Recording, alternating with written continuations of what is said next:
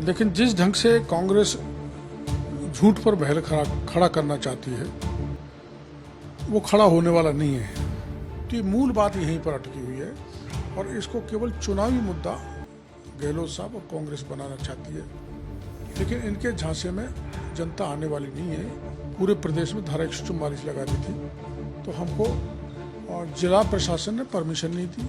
मिलते हैं तो मुख्यमंत्री रही है हमारी, अब रोके मिलने से क्या फायदा। हंस मिल के उन्होंने हाथ मिलाया, मैंने हाथ मिलाया, उन्होंने कुछ बातें की बैठ के, उनके साथ बड़े सौहार्दपूर्ण वातावरण में बात हुई थी, लेकिन मीणा नहीं रह गई। ये मैं गारंटी दे रहा हूँ, 80-90% मीणा को इनके साथ नहीं जाने देंगे, क्योंकि उन्होंने धोखा दिया है और गुजर नहीं जाएगा जो बड़ा काश्तकार वर्ग है। राजस्थान में विधानसभा चुनाव के लिए बीजेपी के पास बहुत सारे मुद्दे हैं, मगर मुख्यमंत्री अशोक गहलोत के लिए ईआरसीपी ब्रह्मास्त्र है। जयपुर में सम्मेलन करने के बाद अपने सारे मंत्रियों को पूर्वी राजस्थान में लगा रखा है। हमारे साथ हैं बीजेपी के सांसद डॉक्टर किरोड़ीलाल मीणा, उनसे बातचीत करते हैं। पूर्वी राजस्थान को फतह करना चाहते हैं वो पूर्वी नहर परियोजना के नाम पर, कितना सफल होंगे, ये स्ट्रेटेजी कितनी सफल होगी? पूरी राजस्थान नहर परियोजना में वैसे मोटे मोटे तौर पर 84 विधानसभा सीटें और 10 लोकसभा की सीटें हैं। दायरा तो व्यापक है, 13 जिलों का मामला है, लेकिन जिस ढंग से कांग्रेस झूठ पर बहल खड़ा करना चाहती है वो खड़ा होने वाला नहीं है।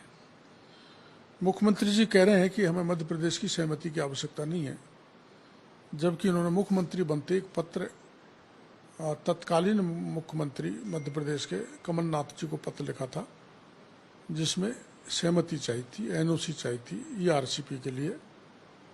कमलनाथ जी ने मनाही कर दी। मना करते हुए ये कहा कि आप 75% वाटर डिपेंडेबिलिटी का प्रोजेक्ट बना के भेजो, तब हम एनओसी देंगे, केंद्र को अग्रेसित करेंगे। तो ये मूल बात यहीं पर अटकी हुई है और इसको केवल चुनावी मुद्दा गहलोत साहब और कांग्रेस बनाना चाहती है, लेकिन इनके झांसे में जनता आने वाली नहीं है। जो योजना ईआरसीपी की बनी है वो भी एक छलावा है, विशेषकर हमारे इन जिलों के साथ। क्योंकि मैं जैसे उदाहरण के तौर पर भरतपुर का उदाहरण दूं या दौसा को उदाहरण दूं, तो इनमें केवल एक बांध को जोड़ा है। अकेले दौसा में 13 बड़े बांध है सिंचाई विभाग के, एक बांध को जोड़ा है, 12 बांध रह गए। इसलिए हमारे यहाँ तो राष्ट्रीय परियोजना घोषित की बात करना बेमानी है। कर भी देंगे तो हमें तो एक बूंद पानी नहीं मिलने वाला सिंचाई के लिए, और भरतपुर तो न सिंचाई का मिलने वाला न पीने का पानी का मिलना। एक ही बांध अलवर में जोड़ रहे हैं, जयपुर में 2 जोड़ रहे हैं, तो ये क्रूर मजाक है 13 जिलों के लोगों के साथ। इसलिए मैं चाहूँगा कि मुख्यमंत्री जी वास्तव में सच्चाई से इस योजना को लागू करना चाहते हैं, तो जो बांध रह गए, जो वंचित क्षेत्र है, उसको जोड़ें, डीपीआर रिवाइज करें। और आप जानते हो चंबल में मध्य प्रदेश का शेयर है, और सीडब्ल्यूसी के जो टेक्निकल फिजिबिलिटी है उसकी दृष्टि से 75% वाटर डिपेंडेबिलिटी का प्रोजेक्ट बनाते हुए केंद्र को अपनी अनुशंसा भेजें, मध्य प्रदेश से सहमति लेके, जो आवश्यक है। यहाँ ये बात भी महत्वपूर्ण है कि 75% वाटर डिपेंडेबिलिटी से नीचे तक आज तक भी देश में कोई राष्ट्रीय परियोजना घोषित नहीं हुई। इन्होंने 50% वाटर डिपेंडेबिलिटी की योजना भेजी है। 50% वाटर डिपेंडेबिलिटी की योजना वाला इंट्रा स्टेट मैटर है, और अगर ये इंटर स्टेट मैटर्स को बना के भेजेंगे, जिसमें पार्वती, काली सिंध, चंबल नदी जोड़ो योजना भी शामिल है, उसको अगर ईआरसीपी के साथ क्लब करके केंद्र को भेजेंगे तो 90% केंद्र देगा, 10% राज्य को वहन करना पड़ेगा, और निश्चित रूप से इसमें केंद्र को कोई शायद हिचक नहीं होगी राष्ट्रीय परियोजना घोषित करने में। पर ये इंट्रा स्टेट जो प्रोजेक्ट भेजा है उसको राष्ट्रीय परियोजना घोषित कराना चाहते हैं, वो सीडब्ल्यूसी के मापदंडों में अलाउ नहीं है। आपने रैली की घोषणा की थी, लोग कह रहे हैं पीले चावल ही बंट गए थे, वो स्थगित हो गई, क्या फिर रैली करेंगे इसको लेकर? हाँ, हमारे एक कारण तो उदयपुर की घटना हो गई थी, और उसके कारण हिंसा, और पूरे प्रदेश में धारा 144 लगा दी थी, तो हमको जिला प्रशासन ने परमिशन नहीं दी, और उस कारण से राष्ट्रपति चुनाव के कारण से जल शक्ति मंत्री जी गजेंद्र सिंह जी को हम बुलाना चाहते थे, वो व्यस्त हो गए, इसलिए स्थगित कर दी।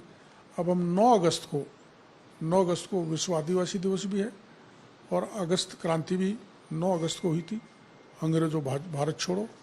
उस दिन हम जल क्रांति का आगाज वहीं से कर रहे हैं जहां 10 जुलाई को हमारी रैली होने वाली थी दौसा में। ये मुझे समझ में नहीं आया, इतने सालों से मैं राजस्थान में रह रहा हूँ, अचानक से पूर्वी नहर परियोजना इतना बड़ा मुद्दा बन गया। अशोक गहलोत पहले भी मुख्यमंत्री रह चुके हैं, आप लोग भी पहले ही मंत्री रह चुके हैं। क्या पूर्वी राजस्थान को लेकर कांग्रेस में बेचैनी है? बेचैनी इसलिए है कि यहाँ 84 सीट है, विशेषकर 28 सीट सवाईमाधोपुर, दौसा, करौली, अलवर, भरतपुर में ये हैं जहाँ कांग्रेस बीजेपी की मात्र 2 सीटें हैं इन 30 में से, और कांग्रेस के पास 28 हैं। तो कांग्रेस ईआरसीपी का आईना दिखाकर, ईआरसीपी का शीशा दिखाकर जनता को चाहती है। हम तो चाहते हैं, और हम कैसे चाहते हैं, चाहे केंद्र राष्ट्रीय परियोजना घोषित नहीं करे लेकिन हम चालू रखेंगे। चालू तो वसुंधरा जी ने कर दिया था, वसुंधरा जी ने बजट में पैसे दे दिए, वैसे ही चालू ये रख रहे हैं।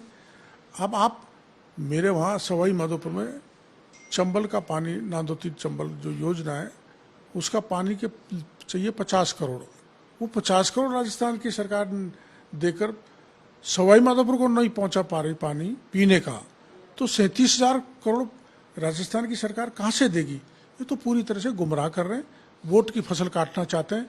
जनता को हम समझाएंगे और जनता इनके झांसे में नहीं आएगी, ऐसा मेरे को भरोसा है।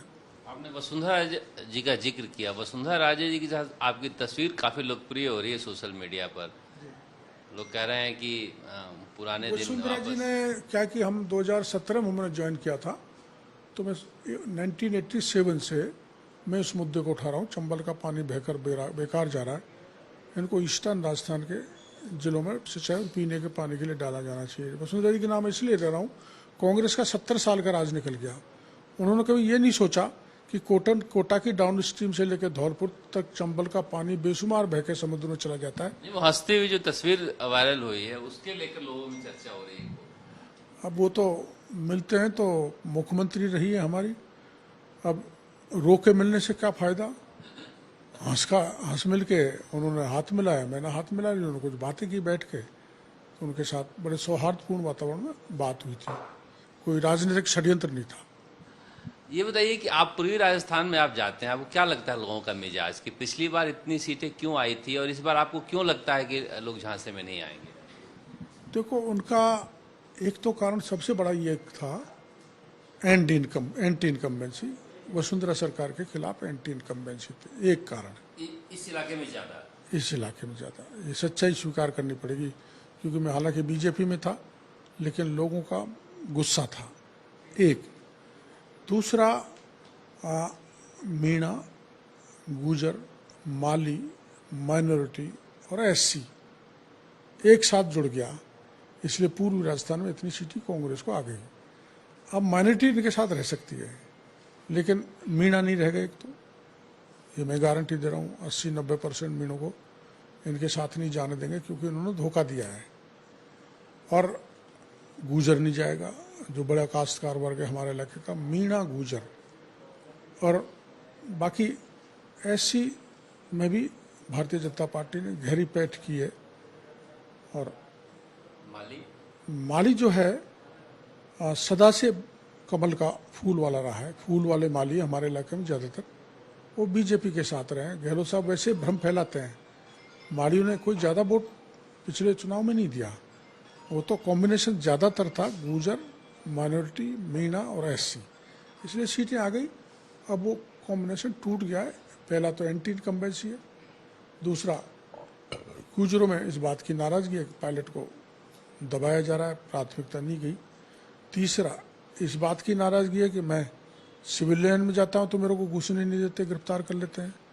उदयपुर जाता हूँ तो वहाँ से उठा के कैद करके ले आते हैं। तो एसटी का भी दमन हो रहा है, गुर्जरों का भी दमन हो रहा है, बाकी की जाति भी त्रस्त है। इसलिए अब वो कॉम्बिनेशन नहीं बैठेगा, अब वो कॉम्बिनेशन भारतीय जनता पार्टी के साथ जाने वाला है, ये मैं फोरकास्ट कर रहा हूँ। आखिरी सवाल रीट को लेकर कर रहे हैं। रीट को लेकर आपने बड़ा आंदोलन किया, अभी भी बहुत सारे बच्चे जो हैं आस लगाए हैं जांच की। अब तो कह रहे हैं डीपी जारोली को भी क्लीन चिट मिल गई। बड़ा गलत किया है सरकार ने। डीपी जारोली को भी जब पूछा, जब हाई कोर्ट ने डंडा चलाया, पूछने के बाद उसको क्लीन चिट दे दी।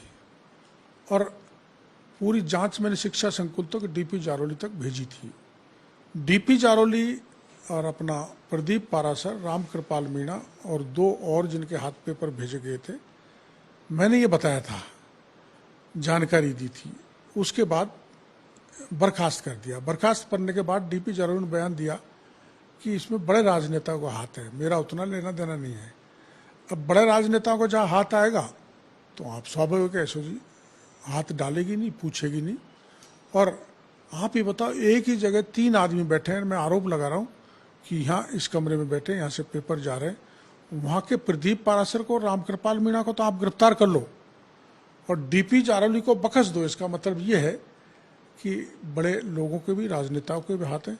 इस कारण से डीपी जारोली बचा है और अब केंद्र की जो एजेंसी, जांच एजेंसी है, वो इनको किसी को भी नहीं छोड़ने वाली है। सबको पकड़ेंगी, मुंह का खाया हुआ नाक से निकलवाएंगे।